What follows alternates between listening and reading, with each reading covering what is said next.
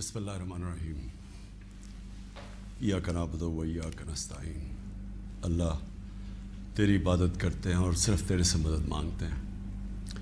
میرے پاکستانیوں، تقریباً 26 سال پہلے جب میں نے تحریک انصاف شروع کی تو اس کے پرنسپلز میں پھر سے آپ کو ریپیٹ کرتا ہوں، کیونکہ یہ کبھی 26 سال یہ پرنسپل چینج نہیں ہوئے میرے۔ ایاک نعبد و ایاک نستعین، خودداری، تحریک کا نام انصاف، اور پھر فلاحی ریاست اور انسانیت۔ یہ 3 پرنسپلز تھے جو جب سے میں نے یہ پارٹی شروع کی ان 3 پرنسپلز پہ میں چلا ہوں۔ تو میں 2 کے اوپر آج بات کرنا چاہتا ہوں خاص طور پہ۔ ایک ہے خودداری اور دوسری انصاف۔ جو سپریم کورٹ کا فیصلہ آیا، مایوسی ہوئی مجھے، لیکن میں یہ واضح کر دوں کہ سپریم کورٹ اور پاکستان کی عدلیہ کی میں عزت کرتا ہوں۔ میں نے ایک ہی دفعہ جیل گزاری ہے، اور وہ آزاد عدلیہ کی تحریک کے اندر میں جیل میں گیا، کیونکہ یہ میرا ایمان ہے کہ جب تک ایک ملک کے اندر انصاف نہیں ہوتا، کوئی بھی مہذب معاشرہ اس کی بنیاد انصاف پہ ہوتی ہے، اور جو انصاف کے گارڈین ہوتے ہیں وہ آپ کی عدلیہ ہوتی ہے۔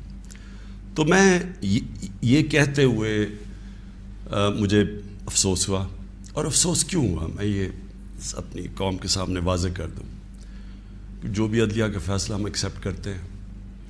افسوس اس لیے ہوا کہ جو ڈپٹی اسپیکر نے جو اسمبلی پروگ کی تھی، اس کی وجہ کیا تھی؟ اس کی وجہ یہ تھی آرٹیکل 5، یعنی کہ بیرونی مداخلت ہوئی تھی پاکستان کے عدم اعتماد پہ۔ تو میں یہ چاہتا تھا کہ سپریم کورٹ کم از کم اس کو دیکھتا تو صحیح۔ یہ بڑا سیریس الزام ہے کہ ایک باہر سے ملک آپ کے اندر ایک پوری سازش کر کے ایک گورنمنٹ کو اس کے خلاف سازش کر کے اس کو گراتا ہے۔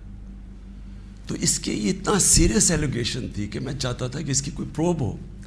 کم از کم سپریم کورٹ وہ جو مراسلہ ہے، جو ڈاکیومنٹ ہے، کم از کم اس کو بلا کے دیکھ تو لیتا کہ کیا یہ جو ہم کہہ رہے ہیں کہ یہ اتنی بڑی سازش ہے اور رجیم چینج کی کوشش ہے، کیا ہم سچ بول رہے ہیں یا نہیں بول رہے ہیں۔ تو مجھے تھوڑی سی مایوسی ہوئی، کیونکہ یہ اتنا بڑا ایشو ہے اور اس کے اوپر کوئی سپریم کورٹ میں بات نہیں ہوئی۔ اور دوسرا مجھے افسوس یہ ہوا کہ اتنی جلدی جتنا فیصلہ آیا، جو 63A، یعنی کہ جو کھلے عام ہارس ٹریڈنگ ہو رہی ہے، پولیٹیشنز کے ضمیر خریدے جا رہے ہیں، بھیڑ بکریوں کی طرح ان کو بند کیا جا رہا ہے ہوٹلز میں، اور ان کی قیمتیں لگائی جا رہی ہیں۔ سوشل میڈیا کا زمانہ ہے، بچے کو پتہ ہے اب کس قیمت کے اوپر اپنے ضمیر بیچ رہے ہیں۔ کون سی جمہوریت ہے یہ؟ کون سی دنیا کی جمہوریت میں اس چیز کی اجازت دی جاتی ہے؟ اور جو سب سے بڑا انصاف کا فورم ہے عدلیہ، اس سے ہم ایکسپیکٹ کرتے تھے کہ کم از کم اس کے اوپر اور کچھ نہیں تو سو موٹو ایکشن لے، کیونکہ یہ تو ایک مذاق بن گیا ہے پاکستان کی ڈیموکریسی کا۔ کیونکہ یہ تو کہیں اتنے کھلے عام تو میرے خیال میں بنانا ریپبلکس میں بھی نہیں سیاستدان نہیں بکتے جو یہ بک رہے تھے اور بک رہے ہیں۔ اور وہ دیکھیں ابھی جو پنجاب میں ہو رہا ہے، کبھی وہ اواری کے اندر لوگ بند ہیں جناب، ان کو نکل رہا ہے گارڈز۔ تو یہ تو کوئی جمہوریت نہیں ہے۔ لیکن اس سے جو سب سے تکلیف دہ چیز ہے کہ دیکھیں، ایک قوم جس کی 60% سے زیادہ آبادی 30 سال کی عمر سے کم ہے، یہ ہماری یوتھ ہے، یہ ہمارا فیوچر ہے۔ اور فیوچر کو آپ اگر گائیڈ نہیں کریں گے، ان کی تربیت نہیں کریں گے، ان کی اخلاقیات کو اٹھائیں گے نہیں، اس طرح کی چیزیں کریں گے، تو وہ بھی یہ سمجھیں گے کہ اگر ملک کے جو لیڈرشپ ہے، یہ ریپرزینٹیٹیوز ہیں، یہ اگر رشوت دے کے لوگوں کو خرید رہے ہیں، کوئی بک رہا ہے کوئی خرید رہا ہے، تو ان کی ہم کیا مثال پیدا کر رہے ہیں؟ یعنی یہ کس طرف جا رہا ہے پاکستان؟ اور یہ پہلے بھی یہی شریف برادران نے شروع کی تھی، چانگا مانگا، آج سے کوئی 30-32 سال پہلے۔ یہ تب شروع ہوا تھا، یہ بھیڑ بکریوں کی طرح سیاستدان کو خریدنا، اور تب سے سیاست اور نیچے گئی ہے کہ جیسے لوگوں کو یہ پتہ چلا کہ یہ بک رہے ہیں، لوگوں سے ووٹ لے کے آ رہے ہیں کہ ہم آپ کی بڑی خدمت کریں گے، وہاں جا کے لوگوں کی ووٹ لے کے اپنے ضمیر بیچ رہے ہیں، اور پھر ریزروڈ سیٹس والے بک رہے ہیں. ریزروڈ سیٹس تو ایک تحفہ دیتی ہے ایک پارٹی کسی کو، وہ بکے ہوئے ہیں، وہ کھلے عام بک کے اور وہ دوسری طرف گئے ہوئے ہیں. تو میں صرف ایک اب ایز اے پاکستانی بات کر رہا ہوں کہ جو ایک خواب دیکھتا تھا اور شروع سے کہ ایک بڑا ہمارا عظیم ملک بنے گا، اور میری یہ کبھی خواب نہیں گئی میرے سے، میرا یہ بلیف ہے کہ اس ملک نے بڑا ایک عظیم ملک بننا ہے، اور یہ ایک سٹرگل ہے اس طرف جانے کے لیے. لیکن یہ بہت بڑا دھچکا لگتا ہے اس سٹرگل کو جب آپ یہ تماشا دیکھ رہے ہیں. تو دونوں چیزیں بڑی سیریس ہیں ملک کے مستقبل کے لیے. تو میں صرف میری مایوسی یہاں تک ہے، ہم نے عدلیہ کا فیصلہ تسلیم کیا، لیکن میں اس میں ضرور مایوس ہوں کہ اوپنلی جب یہ چیزیں ہو رہی ہیں پاکستان میں، اس کے لیے کوئی سیریسنس نہیں ہے. یعنی جو بھی انصاف کے ادارے ہیں، جو ہمارے پبلک ہے، وہ یہ جب تماشا دیکھ رہی ہے، تو میں ایکسپیکٹ کرا کہ کوئی بھی اس کے اوپر، جو میں میری زندگی کتنے 20 گرمیاں گزری ہیں انگلینڈ میں، اور کافی اور بھی میں نے ٹائم گزارا، دنیا ٹریول کرتا تھا، کرکٹ میں میں ساری دنیا میں گیا ہوں. میں نے کبھی اس طرح کی چیز کسی بھی ویسٹرن ڈیموکریسی کے اندر نہیں دیکھی، کبھی سنا بھی نہیں ہے. نہ کوئی سوچ سکتا ہے کسی کو خریدنے کا، نہ کوئی اپنے آپ کو اپنا ضمیر بیچنے کا سوچ سکتا ہے، کیونکہ معاشرہ اس کے خلاف کھڑا ہو جاتا ہے.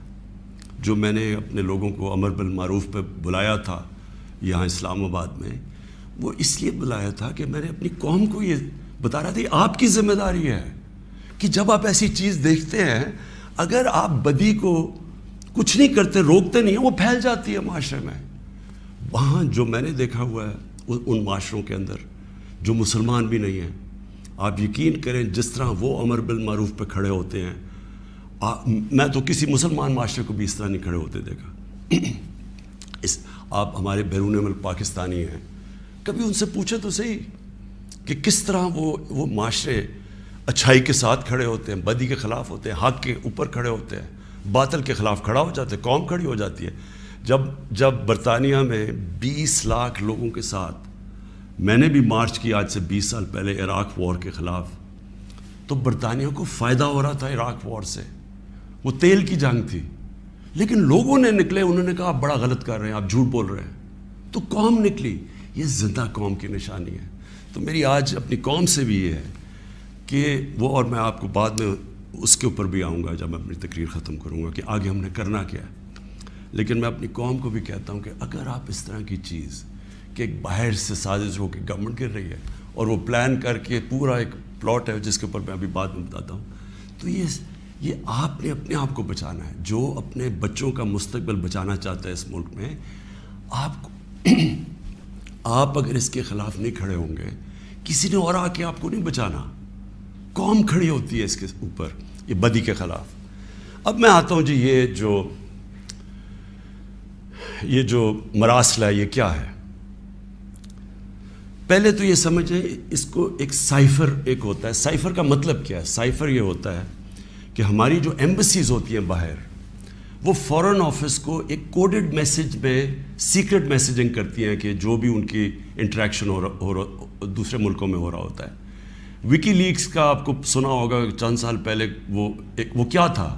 وہ یہی تھا کہ امریکن ایمبیسیز جو اپنے سیکرٹ ڈاکیومنٹس بھیج رہی تھی، وہ کسی نے ان کو ایکسپوز کر کے وہ پبلک میں آ گئی، وہ وکی لیکس تھی. تو اسی طرح جو آپ کا یہ جو سائفر میسج آتی ہے، یہ ٹاپ سیکرٹ ہوتی ہے. کیوں نہیں میں وہ کاغذ پبلک میں دے سکتا؟ کیوں نہیں میں میڈیا کو دے سکتا؟ کیونکہ اس کے اوپر کوڈ ہوتی ہے، اور اگر ہم وہ سائفر پبلش کر دیں تو باہر کی دنیا کو پتہ چل جائے گا کہ پاکستان کی کوڈ کیا ہے. لہٰذا ہماری جتنی بھی سیکرٹ انفارمیشن ہے وہ ساری ایکسپوز ہو جائے گی. اس لیے میں یہ پبلک کو نہیں دے سکتا. لیکن آپ یقین کریں کہ میں اتنا میرا دل ہے کہ پبلک یہ خود اپنی آنکھوں سے دیکھے کہ یہ کیا تھا. اب میں آپ کو بتاتا ہوں یہ ہوا کیا. ہوا یہ کہ امریکہ میں جو امبیسڈر تھا اس کی ایک ملاقات ہوئی امریکن آفیشل کے ساتھ. اب امریکن آفیشل جو تھا اس کی بس صرف میں تھوڑی سی بات آپ کو بتاتا ہوں کہ اس نے کہا کیا. اس نے پہلے کہا کہ جی عمران خان کو روس نہیں جانا چاہیے تھا. وہ بڑا اس نے کوشش کی امبیسڈر نے بتانے کے لیے کہ اس کی وجوہات, ایک کنسنسس تھا, پہلے سے پلان بنا ہوا تھا, لیکن اس نے کہا نہیں, یہ صرف عمران خان نے فیصلہ کیا. پھر وہ جو کہتا, اور میں یہ چاہتا ہوں آپ قوم ذرا غور سے میری بات سنیں کہ اس نے کہا کیا. اس نے کہا کہ اگر آپ عمران خان کو یہ, اور اس نے کہا ابھی عدم اعتماد درج نہیں ہوا تھا پاکستان میں, اس سے پہلے یہ کہہ رہا ہے, یعنی اسے پتہ تھا کہ عدم اعتماد آنے والی ہے. کہتا کہ اگر عمران خان اس میں سے بچ جاتا ہے عدم اعتماد سے, تو پاکستان کو بڑا مشکل یعنی کانسیکوینسز فیس کرنے پڑیں گے. تکبر دیکھیں کہ اگر عمران خان یعنی سٹنگ پرائم منسٹر اگر وہ نہیں ہٹتا اس میں سے تو پاکستان کو نقصان ہوگا. اور پھر کہتا لیکن اگر وہ ہار جاتا ہے تو پاکستان کو معاف کر دیا جائے گا. یعنی یہ بھی نہیں اس نے کہا کہ اگر وہ نہیں آتا تو جو بھی دوسرا آئے گا پہلے ہم دیکھیں گے وہ کیا کر رہا ہے, پھر ہم اس کو معاف کریں گے. نہیں, اس نے کہا جو بھی آئے گا معاف کر دے گا. یعنی کہ اس کو پتا تھا کہ کس نے آنا ہے, کس نے اچکن سلوائی ہوئی ہے, کون تیاری میں بیٹھا ہوا ہے, اسے سب پتا تھا, تو اس کو معاف کر دیں گے. اب میں آج آپ کے سامنے جو میں اصل میں جو بات کرنا چاہتا ہوں وہ یہ ہے کہ دیکھیں ہم 22 کروڑ لوگ ہیں. 22 کروڑ لوگوں کے لیے کتنی توہین ہے کہ ایک حکم دے رہا ہے 22 کروڑ لوگوں کے الیکٹڈ سربراہ کو.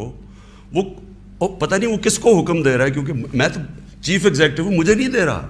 وہ کسی کو کہہ رہا ہے کہ اگر یہ آپ کا پرائم منسٹر بچ جاتا ہے تو آپ کو فیس کرنے پڑیں گے کانسیکوینسز.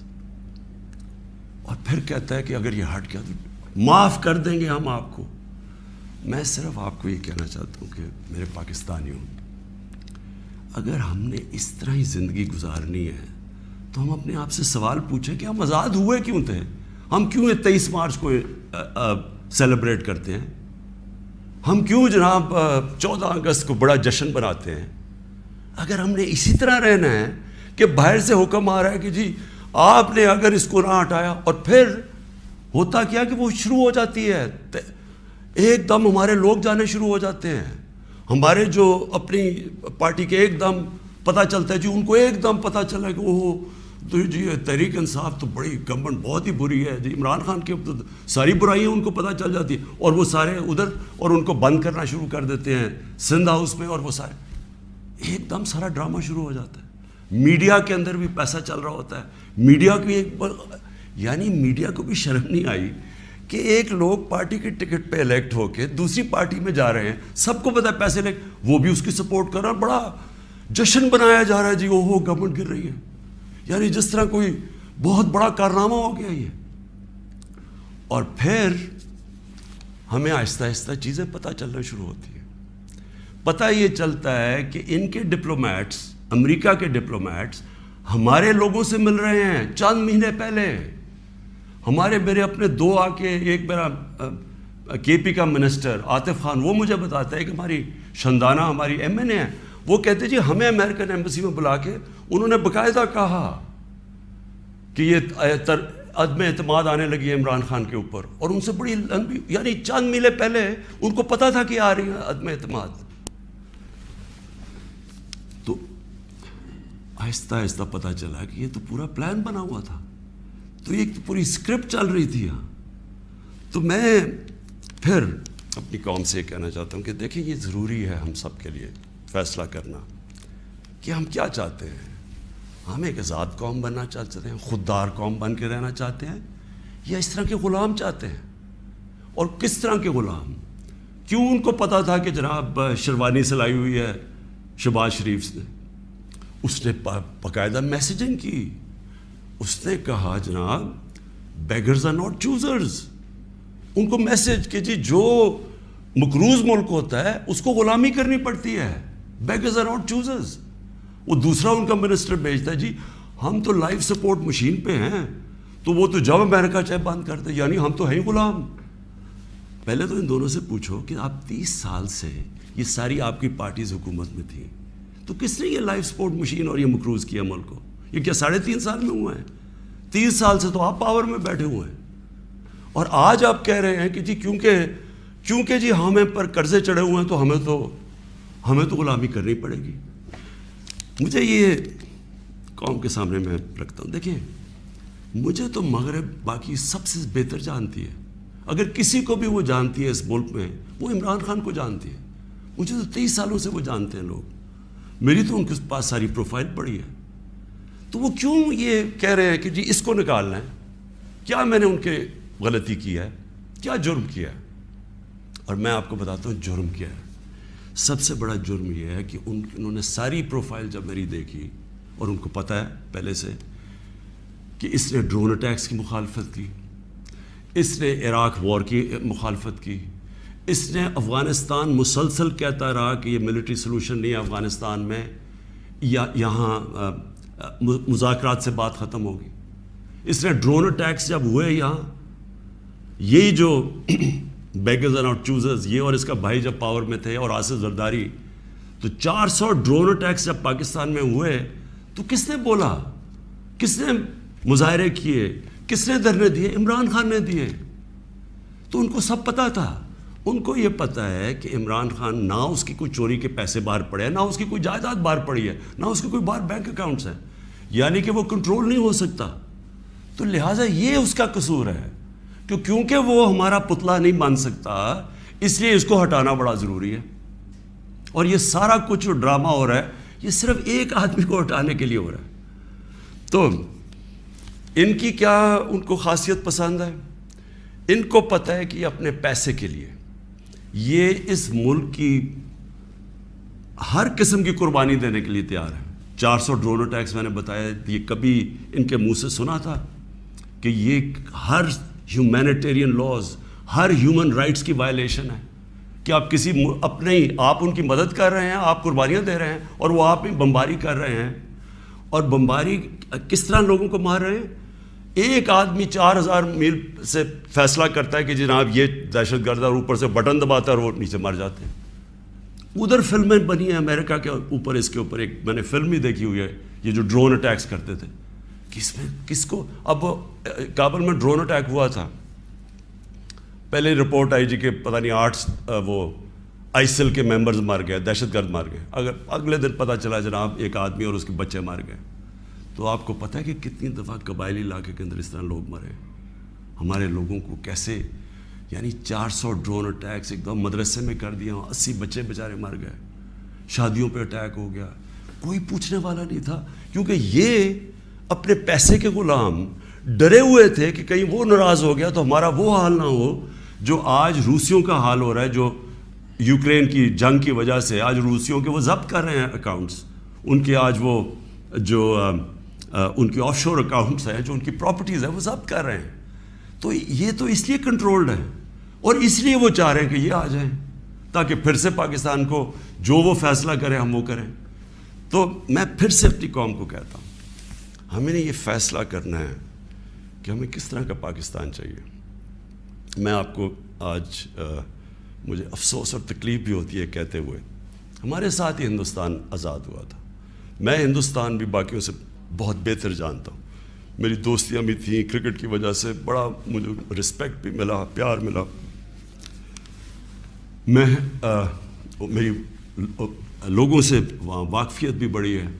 مجھے بڑا افسوس ہے کہ یہ صرف ایک RSS کی آئیڈیالوجی کی وجہ سے اور یہ جو کشمیر میں انہوں نے کیا ہے اس کی وجہ سے ہمارے تعلقات نہیں ہیں، لیکن میں آپ کو یہ کہہ دوں کہ وہ ایک بڑے خوددار قوم ہے، کبھی کسی کی جرت نہیں ہے کہ وہاں اس طرح کی بات کریں، کسی سپر پاور کی جرت نہیں ہے کہ وہاں یہ بھی تصور کر دیں کہ جناب وہ یہی کہہ دیں کہ جناب اپنے فورن ریلیشن میں وہ کہیں جو ہم کہہ رہے ہیں۔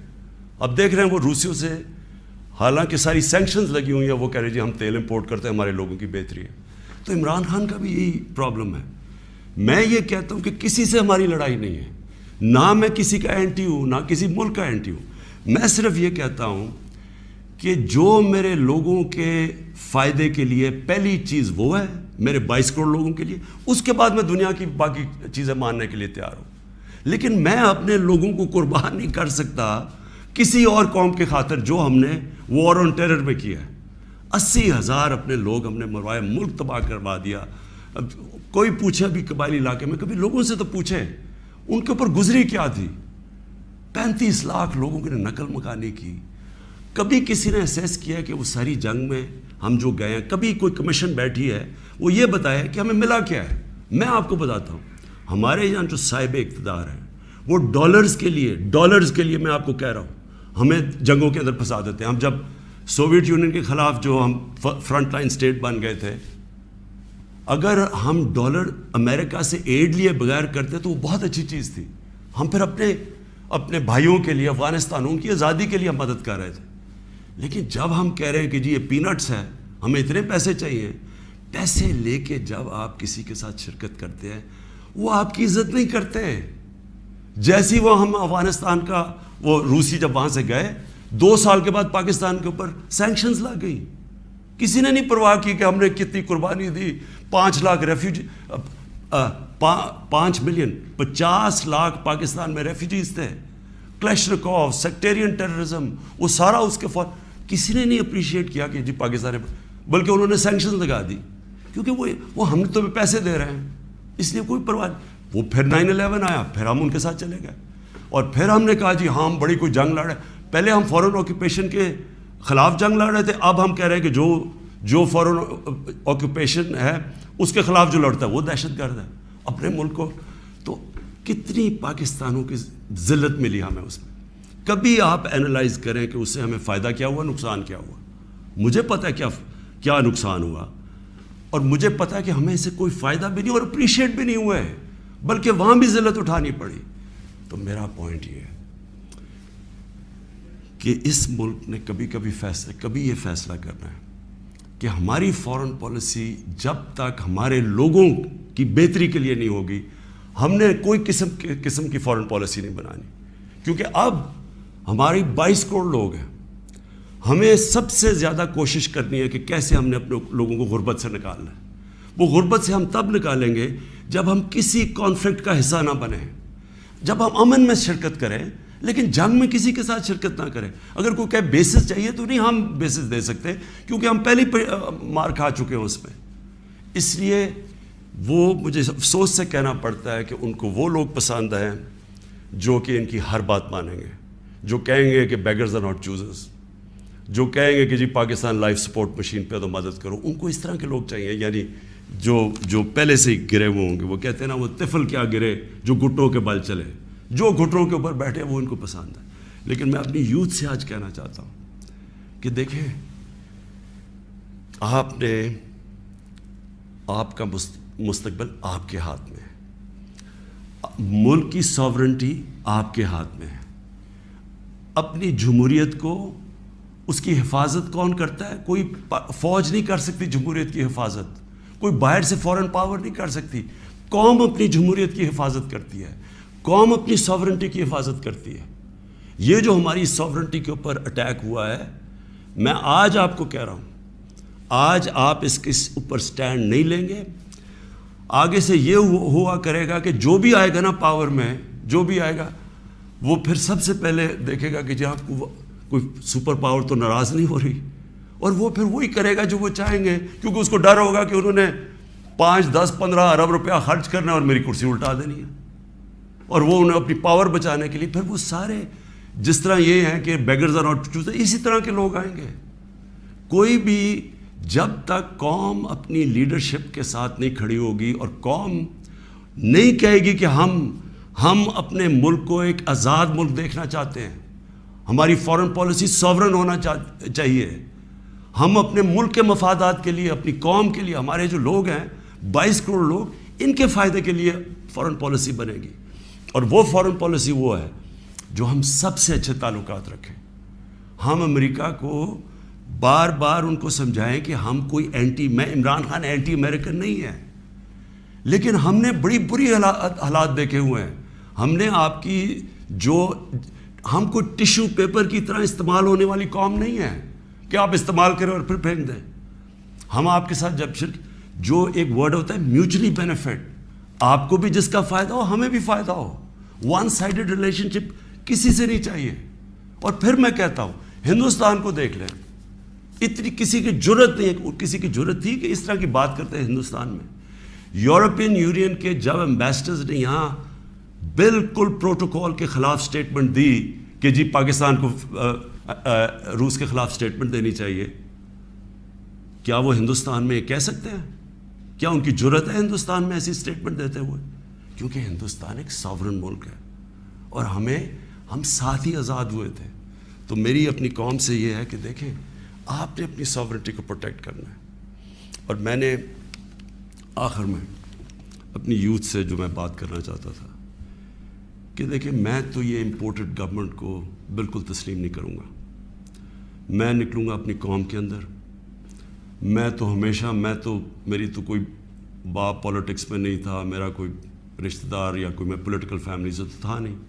میں نے تو شروع کی عوام کے اندر نکل کے 14 سال مذاق اڑتا رہا. تھوڑے سے لوگ تھے میرے ساتھ اور کرتے کرتے اللہ کا کرم ہے کہ ایک دن اللہ نے عوام کے دل میری طرف موڑ دیے اور ایک دم پبلک آنی شروع ہو گئی. اور ابھی جو میں اس کا لاکھ لاکھ شکر ادا کرتا ہوں کہ ابھی جو ہمارا یہ پریڈ گراؤنڈ میں اسلام آباد میں جو جلسہ ہوا, میرے خیال میں ملک کی تاریخ میں اتنی بڑی ایسے پبلک نہیں نکلی.